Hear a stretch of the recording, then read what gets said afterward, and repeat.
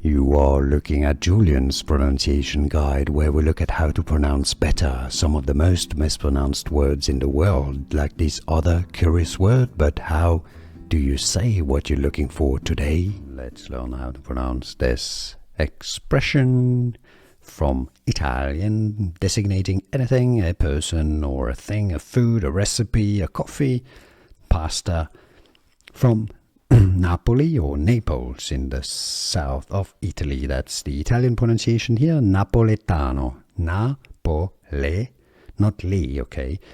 Not Napolitano, Napoletano. Napoletano. In Italian, the stress is a bit on the first syllable and the ta syllable. Napoletano. In English, you can say it as Napoletano.